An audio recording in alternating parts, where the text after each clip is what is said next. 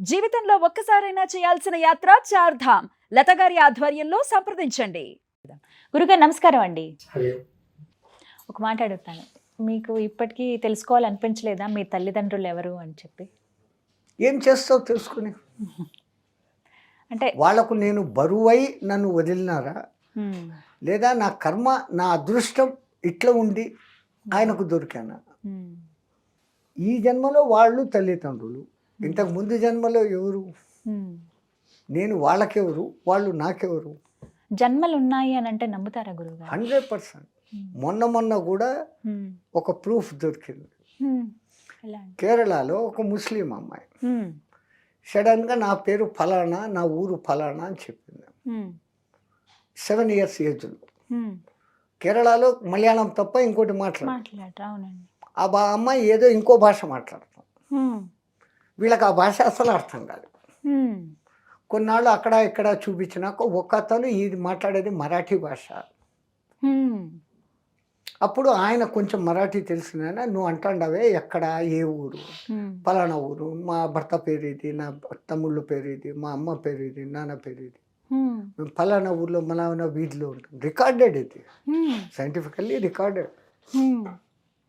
వీళ్ళు మళ్ళీ తీసుకొని పోయినారు. స్టేషన్లో దిగినాక నేరుగా నడుచుకుంటూ వాళ్ళ ఇంటి వరకు తీసుకొని పోయింది. రూట్ ఎట్లా తెలుసు? 7 years పిల్లకు కొత్త ఊర్లో తెలియాలి. ఇక్కడ వేరే స్టేట్ అసలు. ఇంటికి పోయింది, అందరికి మాట్లాడిచ్చింది. వాళ్ళ చెల్లో తమ్ముడు ఎవరో ఉంటే, నేను అప్పుడు 300 రూపాయలు దాచిపెట్టమని చెప్పినాను కదా ఫలానా డబ్బాలో, అది అట్లే ఉందా లేదా అని కూడా అడిగింది. అంత పక్కా ప్రూఫ్. ఖచ్చితంగా పరమాత్ముడు ఆ గత జన్మలు రాబోయే జన్మలు మనకు గుర్తు లేకుండా చేసి మనకెంతో సాయం చేస్తున్నాడు. ఎందుకని అంటారు? అవును, గత జన్మలే గుర్తుకొచ్చాయనుకోండి, ఓహో నేను అట్లుంటినా అట్లా చేస్తున్నా అని ఆ చింతనతో ఈ లైఫ్ను మీరు లీడ్ చేయలేరు. అట్లాగనే రాబోయే జన్మలు మీకు తెలిసిపోయినాయి, ఓ నేను అట్లుంటాను ఇట్లుంటాను అని దీన్ని సరిగ్గా దీనికి న్యాయం చేయరు. నిన్న గతాన్ని మీరు మార్చలేరు. రేపు ఉంటుందో లేదో తెలియదు, రూపు లేని రేపు. ఉన్న ఈ వర్తమానాన్ని సద్వినియోగం చేసుకోవాలి. Why we should have to bother about that? మీరు తెలుసుకునే ప్రయత్నం చేశారా గురుగారు మీ గత జన్మ ఏమిటి అనేది? ఒకానొక సందర్భంలో ఎక్కువ సార్లు నాకు యాక్సిడెంట్లు అయ్యి ఈ కాళ్ళు ఇరగడం, చేతులు ఇరగడం, రోడ్డు మీద ఎక్కడో నాది పట్ల మాత్రం సత్తుకుంటూ పోతా ఉంటే ఎవడో కూడా వచ్చి గుద్దేస్తాడు, ఇరుగుతాయి. నేను ఇంత పద్ధతిగా ఉన్నా, మా గురు చెప్పిన మంత్రం చేసుకుంటాను, ఏమిది అంటారు కదా, గురువు చెప్పినాడు వెనక్కు పోవచ్చు అని. దాన్ని ఉపయోగించినాం. ఒక 300-400 years ముందు బ్రిటిష్ వాళ్ళ దగ్గర నేను పోలీస్. అప్పుడు వాళ్ళు 12 రూపాయలు జీతం. వాని మాట కరెక్ట్గా వింటే వాడు రూపాయి పెంచుతాడు. ఆ పెంచే రూపాయి కోసము ఎవరిని కొట్టమంటే వాళ్ళను పిచ్చగా కొట్టేవాడిని, తన్నేవాడిని. వాళ్ళకి ఇరిగిన ఎముకలన్నీ నా ఒళ్ళులో ఇప్పుడు ఇరుగుతాను. ఆ తర్వాత వద్దు, ఇంకా గతం చూసుకోకూడదు, ఈ ఒక్క గతమే ఇంత చండాలంగా ఉంటాయి, ఇంకా వేరే వేరే గతాలకు పోతే అవి ఇంకెంత చండాలమా, ఇంకెంత గొప్పవా. దానికి గొప్పదైనా నేనేం చేయలేను, ఇప్పుడు ఆ చండాలమైనా ఏం చేయలేను. కానీ దాని కర్మల ఫలితాలు నేను ఇక్కడ అనుభవించాల్సిందే ఏదో ఒక రూపంలో.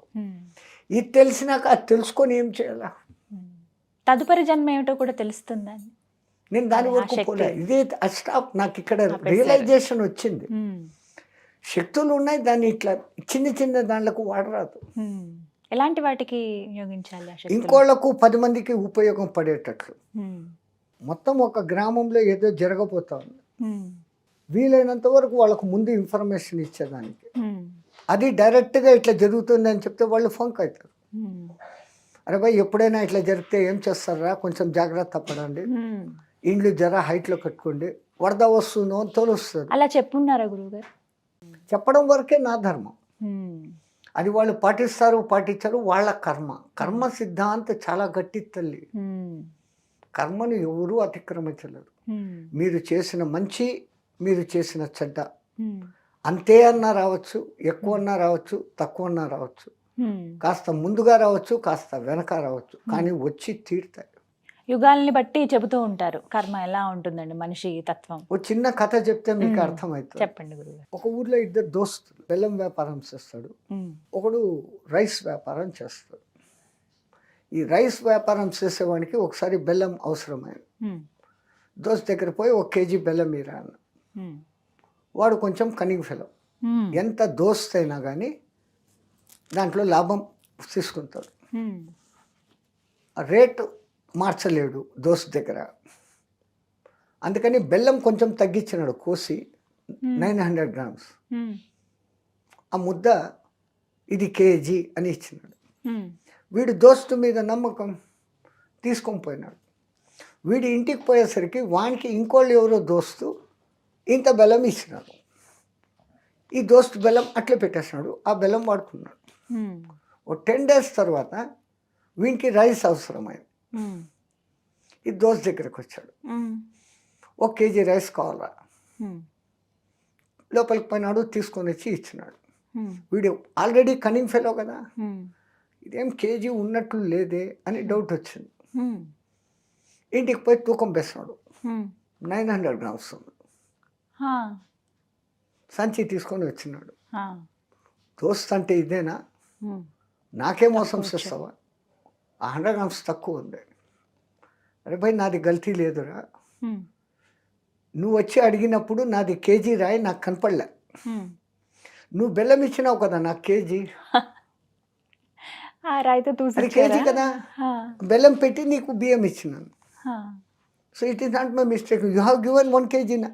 ఇప్పుడు వీడు తేలుకుట్టిన దొంగ, తేలుకుట్టిన దొంగ, ఏం చెల్లుడు, నా బెల్లమే తుంచి ఇచ్చినావా, అయితే కరెక్ట్ ఉంటుంది లేనిపోయినాడు. తో జో భోయా ఓయి పల్పాయా, ఇది చెడు చేస్తాడు. అట్లాగానే ఒక మంచి చేస్తాడు. ఒక డాక్టర్లు ఎవరో దోస్తు పెండ్లికి పోయి ఒక ఊరు నుంచి వాళ్ళ ఊరికి పోతూ ఉండరు. నైట్ టైంలో వాళ్ళ కారు చెడిపోయింది, వాళ్ళకు మెకానిజం రాదు, బండ్లు ఆపుతూ ఉండరు, ఓడు ఆపుతలేరు.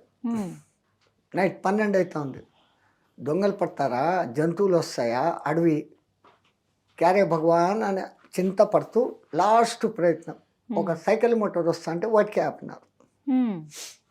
ఆడ ఆగి ఏం సమస్య, గాడి సమస్య, లక్కీ నేను మెకానిక్ను అని బండి రిపేర్ చేసినాడు. కండిషన్ వాళ్ళు డబ్బు తీసి ఇవ్వని పోయినారు. నేను మెకానిక్ను, నా షాపుకు వచ్చి ఎవరైనా రిపేర్ చేసుకుంటే అప్పుడు నేను చార్జ్ తీసుకుంటా. ఇప్పుడు మీరు ఆపదలో ఉన్నారు, ఒక మనిషికి మనిషిగా సాయం చేసిన పైసా తీసుకోను అని చెప్పి వెళ్ళిపోయినాడు. 4-5 years వీళ్ళ హాస్పిటల్ బ్రహ్మాండంగా డెవలప్ అయింది, సూపర్ స్పెషాలిటీ హాస్పిటల్. ఆ టైంలో ఒక క్రిటికల్ కేసు వచ్చింది, ఒక యాక్సిడెంట్ అయ్యి ఒక మనిషి ఛిద్రం అయిపోయినాడు.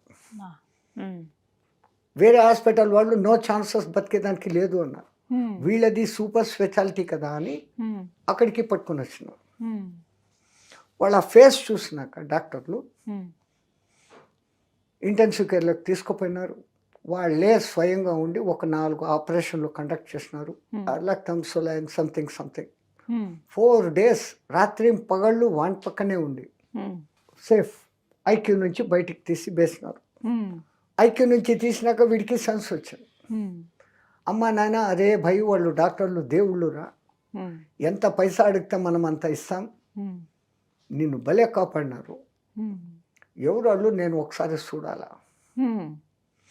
వాళ్ళిద్దరు వచ్చినారు. వీడు 4 ఏళ్ళు జరిగింది గుర్తులేదు. వీడే ఈ మెకానిక్కే యాక్సిడెంట్ అయినాడు. వాళ్ళు వచ్చినారు, వీళ్ళు గుర్తుపట్టలేదు. డాక్టర్స్ నాకు మళ్ళీ లైఫ్ ఇచ్చినారు, ఎన్ని లక్షల బిల్లు అన్నాడు. 14 లక్షలు అయింది, కానీ మేము పైసా తీసుకోము, మీరు మమ్మల్ని గుర్తుపట్టలేదు. ఆ రోజు యాక్సిడెంట్ మేము అక్కడ రిపేర్ అయినప్పుడు ట్రబుల్లో ఉన్నప్పుడు నువ్వు కాపాడినావు, పైసా తీసుకోలేదు, నీ దగ్గర మేము తీసుకుంటే నాశనం అవుతాం. మంచి జో ఫల్ హువా ఏ ఫల్ ఇదర్ హువా. ఎవరు ఏ థింకింగ్లో ఉంటారో వాళ్ళకి అదే జరుగుతుంది. కానీ మనిషి ఆలోచన విధానం ఇవాళ రోజుల్లో చూస్తున్నాం కదా, అంత నెగిటివిటీతో నిండిపోయింది. ఆ నెగిటివ్ ఉంటే దానికి కూడా నెగిటివే దేవుడు కూడా పెడతాడు. ఇంకో ఎగ్జాంపుల్, ఒక భార్యాభర్త భోజనానికి కూర్చున్నారు, కొత్త దంపతులు, ఒక 6 months కూడా కాలే. ఒక బిచ్చగాడు బయట నుంచి భౌతిక భిక్షాం చేసేయాలి. ఆ మాత మన ఇద్దరు దాంట్లోంచి కొంచెం కొంచెం తీస్తాం వాడికి పెడతామనేది. వాడు బయటికి ఇట్లా తొంగి చూసినాడు, అరే వాడు ఎక్క కట్టా ఉన్నాడు, వానికేం వేసేది, ఎడైనా పని చేసుకోరా పో, ఇంకా పెట్టేది లేదు, కూసాడా భార్యకి. ఈ భార్య మరి కొంచెం దానం ధర్మం పుణ్యం ఉండాలా, మనం ఒక్క పిడిసా తక్కువ తింటే ఏమైంది, వాడికి కొంచెం తాత్కాలికంగా ఉంటుంది కదా, పాపం వాడి ముఖం చాలా డల్గా. ఇది మాట కొంచెం రైజ్ అయింది, నేను మొగుడు నేను చెప్పింది విన్నారా, అదే ధర్మం అంటే నువ్వు రైజ్ అయిపోతాడు, నేను తక్కువ కాదు, నేను ఎడ్యుకేటెడ్, అట్లా ఇట్లా రైజ్ అయిపోయింది. రైజ్ ఎంత అయిపోయింది అంటే విడాకులకు పోయింది. ఎర్లీ మార్నింగ్ పోయినారు, విడాకులు తీసేసుకున్నారు. వీడు రిచ్, ఆమె మంచి ఎడ్యుకేటెడ్, వీడు ఎడ్యుకేటెడ్. పోయింది 2 years తర్వాత ఆమె మళ్ళీ ఒక కంపెనీలో పనిచేస్తుంటే ఆ కంపెనీలో ఒక ఉద్యోగస్తుడు ప్రపోజ్ పెట్టినాడు, పెళ్ళి చేసుకున్నాడు. వాళ్ళిద్దరు హ్యాపీ. వాళ్ళు భోంచేస్తా అంటే ఒక బిచ్చగాడు వచ్చినాడు. ఈమెకు ముందు ఎక్స్పీరియన్స్ ఉంది కదా, మొగుడు ఏమంటాడు అని, ఏమండి వానికి ఏమన్నా పెడతామా అని. ఈ ఒక్క పూట మనం తినకపోతే ఏం కాదు, నీది నాది కలిపి వానికి ఇవ్వండి ఇచ్చేస్తున్నారు. ఈమె భిక్షం తీసుకొని పోయి వానికి వేస్తే అంటే వాడు ఓల్డ్ హస్బెండ్ భిక్ష వేసేసి లోపలికి వచ్చి ఏడుస్తా కూర్చున్నాడు. ఏమి అంటే వాడు పాపం అంతరిచ్చు, ఈ పొద్దు ఇట్లా అయిపోయినాడు, వాడు నా ఓల్డ్ హస్బెండ్. అరే పిచ్చిదానా, నేనెవరో నీకు తెలుసునా, నువ్వు ఆ పొద్దు భిక్షం వేయకుండా తరిమేసినావే, మీ మొగుడు నన్ను తరిమేసినాడే భిక్షం వేయకుండా, నేనే వాడు. సో ప్రకృతి ఏం చేసినామో అది మళ్ళీ సర్క్యూట్లో one way or the other way ఇస్తుంది ఏదో ఒక రకంగా. ఇలాంటి స్టోరీ నేను ఎప్పుడు వెళ్ళలేదు గురువుగారు, ఇలా జరుగుతూ ఉంటాయి. ఎందుకంటే డైరెక్ట్ ఎగ్జాంపుల్ చెప్పి శాస్త్ర ప్రమాణాలు చెప్తే ఈ కాలంలో డోంట్ కేర్. కనీసం ఈ కథలు వింటే అన్నా దానం ధర్మం అనేది ఎంత గొప్ప మాట, మన పూర్వీకులు ఎంత చెప్పారు దాని గురించి. ఒక ఆకలితో ఉన్న కడుపుకు మీరు ఎంత పెట్టినారంటే వాని వైశ్వానరుణ్ణి చల్లజేశారు, వైశ్వాన అగ్నిని చల్లజేశారు. ఆ వైశ్వానరుడు మిమ్మల్ని ఆశీర్వదిస్తాడు. ఆ బిచ్చగాడికి నువ్వు బాగుండు, శతమానం భవతి లాంటి మంత్రాలు రాకున్నా, అమ్మ నా కడుపు మంట సలరిచినావు, నీది కడుపు సల్గా ఉండు అని అన్నా ఒక మాట అన్నా చెప్తాడు. కానీ కొంతమందిని చూస్తామండి, అన్నీ ఉంటాయి అయినా అడుక్కుంటూనే ఉంటారు, ఎవరో ఒకరిని ఏదో ఒకటి ఇలా కావాలి, మీకు ఇలా ఉంది. అది వాడి కర్మ సిద్ధాంతం. మళ్ళీ మన భారతదేశంలో ఈ కర్మ సిద్ధాంత ప్రబలం. వాడికి ఎంత ఉన్నా ఏమీ చేయలేడు. రెండవది కోట్లు ఉంటాయి, వాడు మనలాగా స్వీట్లు 1/2 kg తినలేడు, 1/2 kg కాదు, ఒక ముక్క తినలేడు. వాడికి 100 కోట్లు ఉండి ఏం ప్రయోజనం? నరకం అది. స్వర్గం నరకం ఇంకెక్కడో లేవు, ఇక్కడనే ఉన్నాయి. కొంతమందిని గమనిస్తాం గురువుగారు, ఎప్పుడు పక్కన వాళ్ళ లైఫ్ ఎలా ఉంది, వాళ్ళ మీద ఏదో ఒకటి చాడీలు చెప్పడము, వీళ్ళు ఇలా అని మాట్లాడటము, వాళ్ళ పర్సనల్ లైఫ్ గురించి మాట్లాడడం, ఇవి ఎక్కువగా చూస్తూ ఉంటాం. అంటే ఇలాంటి మనస్తత్వాలు అసలు ఎందుకు వస్తాయి? కంపారిజన్ చేసుకోవటం, పోలిక అంటారు కంపారిజన్. వీడికి వాడిలాగా లేడు, ఆ లేనప్పుడు ఇంకా వాడిని తక్కువ చేయాలి. ఆ చేయాలంటే వాడు చెయ్యని పనులన్నీ మనం ఇక్కడ ప్రచారం చేయాలి. ఒక ఈగో సాటిస్ఫాక్షన్, మ్యాడిజం లేదా సాడిజం అంటారు, మీ తెలుగులో దానికి ఆతతాయితనం అంటారు. ఎదుటి మనిషి బాధపడుతుంటే చూసి సంతోషించే దుర్మార్గపు లక్షణం. అలాంటి వాళ్ళకి పున్నామ నరకాలి. తర్వాత మళ్ళీ వాడికి మనిషి జన్మ రాదు, జంతు జన్మలే. అవునా? అక్కడ ఎక్కడైనా అరే ఇట్లా అని ఎప్పుడో పశ్చాత్తాపం పడుతుంది. ఆ పరమాత్ముడే ఈయనకి ఇంకో ఛాన్స్ ఇస్తామని మళ్ళీ ఈ మానవ దేహం ఇస్తాడు. కనీసం అప్పుడన్నా వాడు ఆ రియలైజేషన్లో ఉండి కొంచెం కొంచెం ఇంకో జన్మకు డెవలప్ అవుతూ ఎన్నో జన్మలు ఎత్తితే ఆ దిక్కుమాలిన మోక్షం. ఇప్పుడు అన్నారు పరమాత్ముడు ఇలా నిర్ణయిస్తాడు ఎవరికి ఏ జన్మ ఇవ్వాలని చెప్పి, కానీ కొన్ని పురాణాల్లో రాసి ఉంటుందట కదా, ఎటువంటి తప్పు చేస్తే ఏ శిక్ష వాళ్ళకు ఉంటుంది, ఎటువంటి జీవితం వాళ్ళ తర్వాత లైఫ్ ఎలా ఉండాలనేది ఆ దైవమే నిర్ణయిస్తాడు. ఆ పురాణాల్లో ఏమని రాసి ఉంటుందో వివరిస్తారా? ఎటువంటి తప్పులు చేస్తే ఎలాంటి లైఫ్ వస్తుంది అని? గరుడ పురాణం అనేదే ఒక పురాణం ఉంది. దాంట్లో ఏ పాపాలు చేస్తే ఏ శిక్షలు. ఒక భార్య భర్తతో కాకుండా ఇంకొకరిని కలిస్తే ఆ కలిసిన వాణి రూపంతో ఒక ఇనుప విగ్రహాన్ని తయారు చేసి కాల్చి దాన్ని కౌగలించుకోమంటారు. అట్లాంటి శిక్షలు ఉంటాయి. అసలు కొంతమంది వితండవాదంగా ఈడ చచ్చిపోయినాక ఈ బాడీ ఈడ పడి ఉంది, దానికి గుచ్చితే నొప్పి లేదు.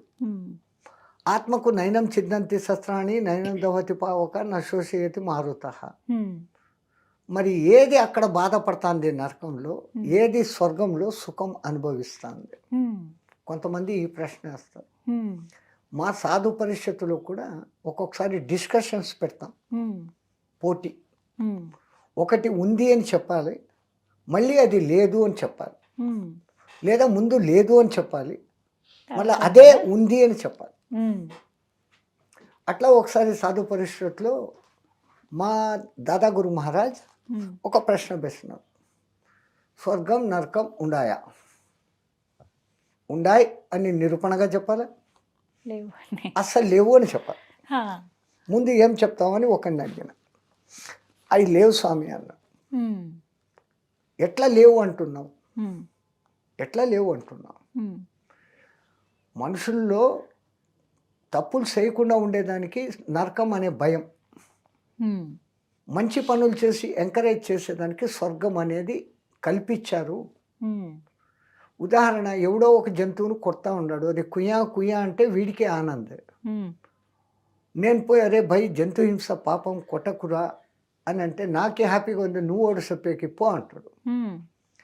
ఈ నీ కొట్టినావు అంటే నరకంలోకి పోయినాక చచ్చిపోయినాక ఆడ నూనెలో వేసి నీకు ఫ్రై చేస్తాడరా అని చెప్తే అక్కడ ఎప్పుడో ఫ్రై చేస్తాడన్న భయంతో ఇక్కడ నువ్వు ఈ పాపం చేయవు. To restrain, not to do bad things. నీ చేత చెడ్డ పనులు చేయించుకున్నా ఉండేదానికి నరకము అనే ఒక భయం. అట్లాగనే నీ చేత మంచి పనులు చేయించి, ఎవడో నా దగ్గరికి ఆకలిగా ఉన్నాను భోజనం పెట్టు అన్నాడు, నా దగ్గర పైసా లేదు, ఆడ పక్కన వాడి దగ్గర ఇంత కట్ట ఉంది, నేను పోయి భయ్ వానికి ఎంత కొంచెం భోజనం పెట్టు పెడితే నువ్వు పెట్టు, నాకేం, నేను పెట్టాను పో అంటాడు. ఆకలితో ఉన్నవానికి భోజనం పెడితే నువ్వు చచ్చిపోయినాక రంబ డ్యాన్స్ చూడొచ్చు అని చెప్తే వీడు చచ్చినాక చూసి ఆ రంబ డ్యాన్స్ కోసం వీడికి ఫుల్ మీల్స్ పెడతాడు, కొంచెం పెట్టాడు. ఈ ఆత్మకు వాసనలు అంటుకుంటాయి. 70 ఏళ్ళు 80 ఏళ్ళు 100 ఏళ్ళు 20 ఏళ్ళు వాట్ ఎవర్ ఒక బాడీలో ఉన్నంత వరకు ఎంత సాక్షిభూతంగా ఆత్మ ఉన్నప్పటికీ మనస్సుకు లొంగి ఉంటుంది. మనస్సు ఎక్కువ డామినేట్ చేస్తూ ఉంటుంది. ఇది చెప్తూ ఉంటుంది not to do, don't do, చెయ్యొద్దు అని. ఆ చెప్పేది ఆత్మ. నీకేం తెలుసు నేను ఇట్లా చేస్తాను అనేది మన మనస్సు. మనం మనసుకే ఎక్కువ లొంగుతాం. కానీ కంట్రోల్ చేయడం ఎలా అంటారు? పరమాత్ముడు ఎవ్వరికీ ఈయనంత విచక్షణ జ్ఞానం మనకి ఇచ్చినాడు. What to do, what not to do, when to do, when not to do, how to do, how not to do. ఇంత జ్ఞానం మనకుంది. ఇది తప్ప రైటా అని మనకు తెలుసు, మన విచక్షణకే తెలుసు. జీవహింస పాపం, సింపుల్ వర్డ్, అయినా చేస్తాను. Bounded to Mann.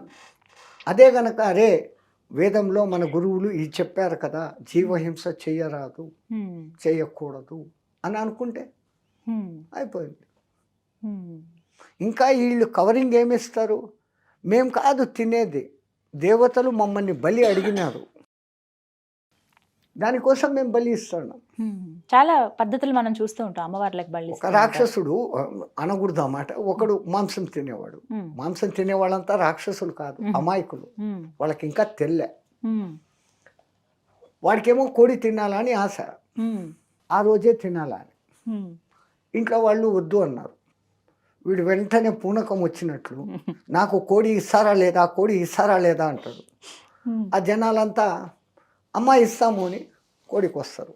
కోడి అమ్మకు బలి ఇచ్చినాక దాన్ని ఇంటికి తెచ్చి నువ్వు వండి తింటాను. బలి ఇచ్చినాక అక్కడే వదిలేయాలి కదా. తో నీ కోరిక తీర్చుకునేకి అమ్మవారిని వాడుకుంటాను.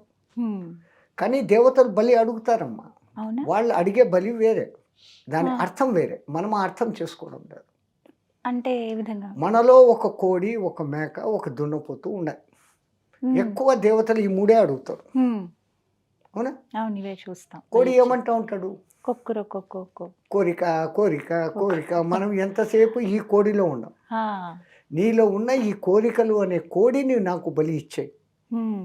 నువ్వు ఎంత లెస్ అండ్ కోరికలు చేసుకున్నావో అంత ఫ్రీ లైఫ్ ఉంటావు.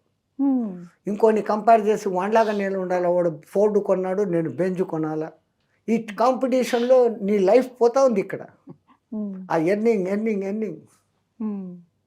So satisfy. దేవుడు నాకు ఇది ఇచ్చినాడు, ఐఎమ్ హ్యాపీ విత్ దిస్. పక్కన వానికి సైకిల్ మోటార్ ఉంది, నాకు కారు ఉంది, ఐఎమ్ గ్రేట్. అట్లా కంపేర్ చేసుకో. దీనికి అంతం లేదు. ఆ కోరికలు నువ్వు ఎంత రెడ్యూస్ చేసుకుంటే నువ్వు అంత బాగుంటావు. సో ఆ కోరికలు, విపరీతమైన కోరికలు, అర్థం లేని కోరికలు అనే కోడిని మాకు బలి. అట్లాగనే మేకగాడు ఎప్పుడు ఏమంత అంటాడు? మై నాది, నేను, నాకు. ముందు నాది, ఆఖరికి నాకు అంటాడు. ఇంకా నాకోవడమే జీవితం అంతా. సో ఆ మేకను బలి. నాది కాదు, మనది. ఇంకా మిగతా ఏ జంతువులకు లేని మానవులకు ఇంత బుద్ధి ఉంది. మనమంతా ఒక్కటే, కలిసి ఉండి పెరుగుతాం. నీ ఉన్నతికి నేను, నా ఉన్నతికి నేను. మన శాంతి మంత్రాలన్నీ ఎంత గొప్పగా ఉన్నాయి. సహనావతు సహనో భునక్తు సహవీర్యం కరవావహై తేజస్వినావధీతమస్తు మా విద్విషావహై. ఓం శాంతి శాంతి శాంతి. మన సంస్కారం అంత గొప్పగా చెప్పింది. ఆ దిక్కుమాలిన విదేశీ దండయాత్రలు మన మీద పడి ఒకళ్ళేమో వేదాలను తగలబెట్టారు. 3 ఏళ్ళు కాలిన నలంద, తక్షశిల విశ్వవిద్యాలయాలు ఉన్న ఆ మహత్తర గ్రంథాలు 3 ఏళ్ళు తగలబడినాయి. ప్రాణాలకు తెగించి లోపలికి పోయి తెచ్చినారో అది మనకు మిగిలి ఉంది. ఆ మిగిలి ఉన్నదే పూర్తిగా 4 వేదాలు నేర్చుకోవాలంటే ఒక్కొక్క వేదానికి 12 ఏళ్ళు టైం పడుతుంది. మిగిలి ఉన్నదే పూర్తి ఉంటే అసలు ఎన్నేళ్ళు పట్టేవో. ఋగ్వేదము 21 కాండలు, మనకి ఇప్పుడు అవైలబుల్తో ఉండేది 2. 2 ఏళ్ళకే ఈ 2 నేర్చుకునేకి మీకు 12 ఏళ్ళు పడుతుంది. అథర్వణ వేదం 108 శాఖలు, ఇప్పుడు 4, 5 ఉన్నాయి. సామవేదము అంతే, అన్నిటికన్నా ఎక్కువ సామవేదం గానాలు వేల సంఖ్యలో ఉండేటివి. ఇప్పుడు 6, 7 ఉన్నాయి. అథర్వణ వేదము అంతే. వాళ్ళు అది ధ్వంసం చేసి ఆ తర్వాత వచ్చిన వాళ్ళు గురుకుల పాఠశాల వ్యవస్థను ధ్వంసం చేసి ఈ దిక్కుమాలిన ఏబిసిలు పెట్టినారు మన ఎత్తిన. ఏ ఫార్ యాపిల్ తిండి తిను, బి ఫార్ బ్యాట్ ఆడుకో, తర్వాత పిల్లులు కుక్కలు, C for cat, D for dog. ఇవే నేర్చుకుంటూ వస్తున్నాం మనం. ఇప్పుడు అదే గ్రేట్. ఇంగ్లీష్ రాకపోతే వాడంత చదవలేడు, కంపల్సరీ అయిపోయింది. మన దేశ భాష ఏమైపోయింది? మన దేశ భాష ఏదమ్మా? తెలుగు. మీ ఆంధ్ర భాష अपना पूरा भारत देश का हिंदी సంస్కృత్. మనం సంస్కృతాన్ని మర్చిపోయాం. సంస్కృతం చదివితే నీకు వేదం అర్థమవుతుంది. సంస్కృతం నేర్చుకుంటే సంస్కృతం ఒక సబ్జెక్టుగా మాత్రమే ఉండిపోయింది అంతే. అది కూడా కొంతవరకేనండి. పాపం చాలామంది అల్లాడుతూ ఉన్నారు. ఇప్పటికీ ఆ సంస్కృతాన్ని బతికి ఈ మాత్రం అన్నా ఉంది అంటే అటువంటి మహానుభావుల పుణ్యం. బాసరలో ఇప్పుడు ఒక మహానుభావుడు ఉన్నాడు, వేద పాఠశాల నడుపుతున్నాడు. ప్రతిరోజు సాయంత్రం గంగా హారతి ఇస్తాడు, గోదావరి హారతి ఇస్తాడు. అనేక మంది విద్యార్థులను గురుకుల వ్యవస్థ పద్ధతిలోనే హాల్లో కూర్చోబెట్టి, బెంచీలు వేసి లేదు, కింద చెట్ల కింద ప్రకృతిలో నది ఒడ్డున ఇన్నిన్ని గంటలకు ఇది చెప్పాలి. 24 గంటలు వాళ్ళ మీద ఫోర్స్ లేదు. ఆడుకోండి, తిరగండి, పనులు చేయండి, యజ్ఞాలు చేయండి, ఇది చదువుకోండి ఆయన చెప్పించి నేర్పిస్తూ ఉన్నారు. అట్లాంటి వాళ్ళు ఎంతోమంది ఉన్నారు. కాశీలో అనేక ఉన్నాయి. సంస్కృత విద్యాలయమే ఉంది.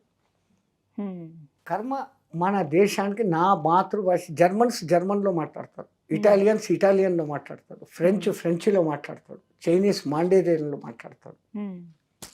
మనం ఏది మాట్లాడతాం?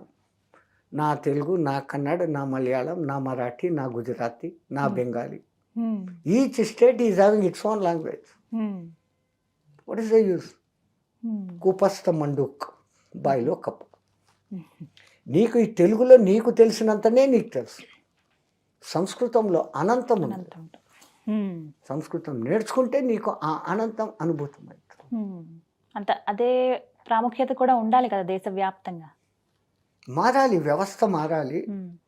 మనకంటూ ఒక భాష లేదే ఎంత అవమానకరమైన విషయం ఇది అనేది మన బుద్ధిలోకి వస్తే కంపల్సరీ చేసేయాలి. No compromise. గురుగారు, ఇప్పుడు ఇన్ని గవర్నమెంట్లు మీరు చూశారు కదా, మీకు మాకి ఈ దిక్మాలిన గవర్నమెంట్, పాలిటిక్స్, పోలీస్ ఈ మూడు మాకి కనెక్ట్ లేదు అసలు. We don't wants to talk about that subject. కానీ తెలుస్తుంది కదా ఎలా ఉంది సమాజం, తెలుస్తుంది. జయశ్రీమన్నారాయణ అంతే. ఇప్పుడు ఎలా ఉంది, అప్పుడు ఎలా ఉంది, కంపారిజన్స్ అసలు వద్దనుకున్నారా? నో పాలిటిక్స్, ఎప్పుడు దట్ ఈస్ నాట్ సబ్జెక్ట్. ఇప్పుడున్నటువంటి సమాజంలో హిందూ ధర్మం పైన చాలా వ్యాఖ్యలు వినిపిస్తూ ఉన్నాయి. ఇలా ఉన్నారు, అలా ఉన్నారు, అసలు ఇవన్నీ కరెక్ట్ కాదు, మన పురాణాలు అసలు జరగలేదు, ఇవన్నీ కల్పితాలు అని చెప్పి మాట్లాడుతున్నారు. అవి విన్నప్పుడు ఏమనిపిస్తుంది? వాళ్ళు అనేది కాస్త మాలాంటి వాళ్ళ దగ్గర వచ్చి డిబేట్లో కూర్చోమనండి. వాళ్ళు ఏదేది తప్పని చెప్తున్నారు అది కరెక్టా కాదా, వాళ్ళు అంటున్నది అసలు ఆ తప్పును వాళ్ళు అంటున్నది తప్పని అనుకొని అంటున్నారా, వాళ్ళకు తెలిసి అంటున్నారా, గుడ్డిగా అంటున్నారా? ఏ వ్యవస్థలో అయినా కొన్ని దోషాలు ఉంటాయమ్మా. ఒకప్పుడు సతీసాగమనం ఉండేది. బాల్ గంగాధర్ తిలక్, లాల్ బాల్ పాల్ లాంటి వాళ్ళు దాన్ని రూపుమాపారు. అస్పృశ్యత ఉండింది, భయంకరంగా ఉండింది ఒక వ్యవస్థ. ఆ కాలంలో వాళ్ళకి అది న్యాయం. యాక్చువల్ వాళ్ళ వెనకల ఇంటెన్షన్ ఎట్లాంటిది అంటే థింకర్స్, అడ్మినిస్ట్రేటర్స్, ప్లానర్స్, హెల్పర్స్ అనే 4 స్టేజ్లు ఉంటాయి కదా ఎక్కడ కూడా. ఇప్పుడు మీరు ఒక బిల్డింగ్ కట్టుకోవాలి, కోరిక మీది. ముందు ఇంజనీర్ ప్లాన్ చేస్తాడు, ఎన్ని ఫ్లోర్లా, ఏంటి, ఎట్లా, ఎక్కడ హాల్, ఎక్కడ డైనింగ్, సంథింగ్. వాడు వెల్డర్ ఒకడు వస్తాడు, బార్బెండర్ ఒకడు వస్తాడు, సెంటరింగ్ ఒకడు వస్తాడు. వీళ్ళందరూ కలిసి అక్కడ చేస్తారు. వీళ్ళందరికీ టైంకు ఫుడ్ పెట్టకపోతే వాళ్ళు చేయలేరు. వాళ్ళకి ఇవ్వాల్సిన శాలరీ ఇవ్వకపోతే చేయలేరు. ఇక్కడే ఈ 4 వ్యవస్థలు ఎట్లున్నాయో, సమాజం ఇట్లుండాలా, ఇట్లా చేయండి, ఇట్లా ఉండండి అని చెప్పేవాళ్ళు కొంతమంది, వాళ్ళు థింకర్స్. అందుకే బ్రాహ్మణ ముఖావాసీత్ అన్నారు. బ్రాహ్మణ అంటే ఏదో మనకేం కొమ్ములు రాలే, పుట్టినప్పుడు ప్రతి ఒక్కడు శూద్రుడే. ఆడు బ్రాహ్మణత్వం కావడము అంటే బ్రహ్మ పదంలో 24 గంటలు నడిచేవాడు నిజమైన బ్రాహ్మణుడు. యజ్ఞోపవీతం లైసెన్స్ ఒకటి వేసుకొని నేను పలానా వాళ్ళ ఇంట్లో పుట్టినానన్నోడు వాపనోడు కాదు. ఆ వేద విధానం నేర్చుకొని ఆ పద్ధతిలోనే బతికేవాడు వేదం. అసలు పురోహితుడు అంటారు వాడిని. పురాణికి అంతా హితం చేకూర్చేవాడు పురోహితుడు. అది బ్రాహ్మణత్వం. నాకు బలం ఉంది, నేను 10 మందిని రక్షిస్తాను అనేవాడు క్షత్రియుడు.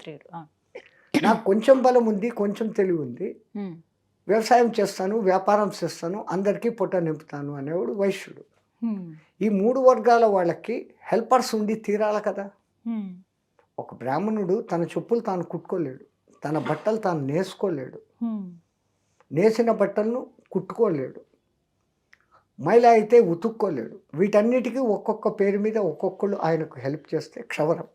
ఇన్ని చేస్తే వాడికి ఫ్రీ టైం దొరికి ఆ వేద పఠనం చేసి ఉన్న రహస్యాలు కనుక్కొని ఇంకోటికి చెప్పుకోగలుగుతాం. అట్లే ఒక రాజు వాడే పోయి యుద్ధంలో గెలుస్తా లేడు. వాడి కోసం అనేక మంది కాళ్ళు చేతులు ఈరకొట్టుకుని ప్రాణాలు పోగొట్టుకుని రాజు గెలిచాడు అంటారు. హెల్పర్స్ లేకుంటే రాజు లేడు, హెల్పర్స్ లేకుంటే బాపనోడు లేడు, హెల్పర్స్ లేకుంటే వైశ్యుడు లేడు. వాని పొలం వాడే దున్నుకొని, వాడే నాట్లు వేసి, వాడే కలుపు తీసి, వాడే కటింగ్స్ చేసి, వాడే ధాన్యం చేసి, వాడి షాప్కి తెచ్చుకొని వాడు చేస్తాడా? ఇన్నిటికీ హెల్పర్స్ కావాలి. వాళ్ళ పేరు శూద్రహ అని పెట్టిన. కానీ అందరూ ఇక్కడ శూద్రః సమానంగా చూడరు కాదు. కదండి. సూత్రః. సూత్ర. ఈ సూత్రం అనేది లేకుంటే హారంలో సూత్రం లేకుంటే హారం ఎక్కడుంది? ఈ సూత్రః లేకపోతే బాపనోడు లేడు, క్షత్రియుడు లేడు, వైశ్యుడు లేడు. కానీ సొసైటీలో అలా చూస్తున్నారా? తక్కువగానే చూస్తారు కదా సూత్రాలు. ఇప్పుడు పోయింది కదా. సర్వమానవ సమానత్వం, లోకా సమస్తాను సుఖినో భవంతు, సర్వే జనం సుఖినో భవంతు మన యాక్చువల్ ఇంటెన్షన్. కొన్ని మధ్యయుగాలలో కొంతమంది వాళ్ళ డామినేషన్, మా గొప్పతనం ఎక్కడ పోతుందో, అందరికన్నా ఆడవాళ్ళకి ఇంటెలిజెన్సీ ఎక్కువ. వీళ్ళు వేదం నేర్చుకుంటే మా కొంపలు మునిగిపోతాయి, మమ్మల్ని నెత్తిన ఎక్కుతారు అని ఆడవాళ్ళు వేదం చదవకూడదు, ఆ మూడో వర్ణం చదవకూడదు, మాకే వేదం. కొంతమంది చేసిన పని, అందరూ కాదు. వంటింటికే పరిమితం చేసేసారు అలా. అది ఎక్కడా లోకంలో ఈ స్వార్థం అనేది ఉంటుంది. కొన్నాళ్ళు పైకి వస్తుంది, తర్వాత కొన్నాళ్ళకు కనుక్కుంటారు, అన్నీ సమానం అయిపోతారు కొన్నాళ్లకు. కానీ ఇప్పుడు ఆ సమానత్వం లేకే కదా ఇన్ని గొడవలు ఇవన్నీ మనం చూస్తున్నాం. గొడవలు అని మనం అనుకుంటే గొడవలు కాదు అనుకుంటే గొడవ లేదు. అంటే ఒక వ్యక్తిని తక్కువగా చూస్తున్నారన్నప్పుడు ఖచ్చితంగా వ్యతిరేకత అనేది ఫస్ట్ ఆఫ్ వస్తుంది. ఆల్ ఈ గవర్నమెంట్లు ఈ తోకలు వెనకాల తీసేయాలి. మై పఠాన్, మై ఠాగూర్, మీ దాంట్లో నాన్ రెడ్డి, నేను నాయుడు, సంథింగ్ యాదవ్, ఈ తోకలు ఉండకూడదు, జస్ట్ నేమ్. సెకండ్, వీఆర్ భారతీయులు, ఇండియన్స్ కాదు, భారతీయులు. ఆ తర్వాత నీ కులం, జాతి, మతం ఏమైనా పెట్టుకో, ఈ తోకలు తీసేస్తే తప్ప మన దేశంలో ఏకత్వం రాదు. వీళ్ళే ఆ వర్గం నాకు ఉండాలా, ఓట్లు కావాలా, ఈ వర్గం నాకు ఉండాలా, నేను మీకోసం అది చేస్తాను, ఇది చేస్తాను, వాళ్ళని అట్లా చేయండి, వీళ్ళని ఇట్లా చేయండి, వీళ్ళు లేపుతూ ఉన్నారు. వీళ్ళందరూ గ్రౌండ్ లెవెల్లో దోస్తు. ఇప్పుడు మీ దగ్గరికి స్వీపర్ వస్తాడు, అమ్మ బాగున్నావు, నువ్వు స్వీపర్ దూరం పో అన్న అంతం లేదు కదా. వామి లేకపోతే ఏం చేస్తావు నువ్వు ఇక్కడ? పనే గడవదు. వాళ్ళకి ఇంపార్టెన్స్ ఇవ్వాలి. ఇప్పుడంటే మీకు ఈ ల్యాబొరేటరీస్, పోస్ట్ వ్యవహారం. ఒకప్పుడు వాళ్ళు వచ్చి తీస్తేనే కదా, లేకుంటే ఇల్లంతా కంపు కదా. సో ఎంత త్యాగజీవులు వాళ్ళు. వాళ్ళకి ఇచ్చేటువంటి విలువ కూడా వాళ్ళకి ఇవ్వాలి. కిలోమీటర్ల రోడ్డును ఊడ్చుకుంటారు, 2 రోజులు ఊడ్చకపోతే మీరు ఆ రోడ్డు మీద నడచలేరు. సో వాళ్ళు actual we have to pray them like a gods, వాళ్ళని దేవుళ్ళలాగా చూడాలి. అందుకే ఆ చిన్న తిరుపతి ఏమో ఉంది, అక్కడ పంతులు గారు ఒక తక్కువ వాడికి అని, మనం ఇప్పుడు తక్కువ వాడు అనే మాట వాడాల్సి వస్తూ ఉంది. ఆయన తన భుజాల మీద ఎక్కించుకొని గుళ్ళో పూజారంతా రౌండ్ కొట్టి గుళ్ళో పూజారిగా అపాయింట్ చేసినాడు. ఆయనకు వేదం నేర్పించి, ఏం వేదం బ్రాహ్మణులే నేర్చుకోవాలని ఉందా? ఎవరికైనా సాధ్యం. జగత్ సర్వం దైవాధీనం, దైవం మంత్రాధీనం. చిలుకూరు మాకు ఈ ఊర్లు పేర్లు గుర్తుండవు. ఆ సంఘటన మా మనసులో గట్టిగా నాటుకునేది. ఆ మహానుభావుడికి 1000 దండాలు. అలా ఎత్తుకున్నటువంటి అతనే ఆదిత్య పరాశ్రీ అని ఇప్పుడు ఒక ఆశ్రమం నిర్మించి అమ్మవారి ఆరాధన. మీకు ఇంకా బాగా డీటెయిల్స్ తెలుసు, మాకు జస్ట్ లైన్స్ తెలుసు. ఈసారి ఎప్పుడైనా మేము చిలుకూరు పోతే ఆ మహానుభావుడికి సాష్టాంగ నమస్కారం చేస్తాం. అట్లాంటి వాళ్ళు ఉన్నారు, చేస్తున్నారు ఎంతోమంది. బట్ అంటే వేళ్లతో లెక్కించవచ్చు వాళ్ళు అంతే. సమాజం అంతా అలా మారాలంటే ఎన్నేళ్ళు పడుతుంది స్వామి? సమాజము మారాలి, నేను మార్చాలి అనేది ఇడిచిపెట్టండి, ముందు మీరు మారండి. ప్రతి ఒక్కళ్ళు మారితే అదే సమాజం కదా. నేను ఒక్కదాన్నే మారితే అయిపోతుందా? అందరూ మారాలి కదా అనే భావన కూడా. ఫస్ట్ మీరు మారండి, స్టబ్బన్గా ఉండండి. Automatically that influence will flow to other man. ఆ ప్రభావం ఇంకోళ్ళ మీద పడుతుంది. ఆమె చూడరా అంత న్యాచురల్గా ఆ వచ్చిన పని మనిషితో అట్లే మాట్లాడుతుంది, అంత ఇదిగా ఉంది. ఆమెతో మనం మాట్లాడకపోతే మనం ఇప్పుడు తక్కువ అవుతామన్న భయంతో వాళ్ళు కొంచెం ఏం బాగున్నావా అని అంటారు, లోపల లేకున్నా. జస్ట్ ఆ జస్ట్ నిజంగా ఆ తర్వాత అవును వాళ్ళదేం తప్పు ఉంది, వాళ్ళు ఆ పని చేయకపోతే మనం లేం కదా అనే స్పృహ ఎప్పుడు వస్తుందో, వాళ్ళకి ఆ పని మనకి ఈ పని, అందరూ ఒకటే పని చేస్తారు. లోకం లేదు కదమ్మా, అందరూ అగ్రికల్చర్ చేసేస్తా, దేశ రక్షణ ఓడి చేస్తాడు, తినేవాడు ఓడు. చాలా సంతోషం. మా గురు కటాక్షం. నమస్కారం. జై శ్రీమన్నారాయణ.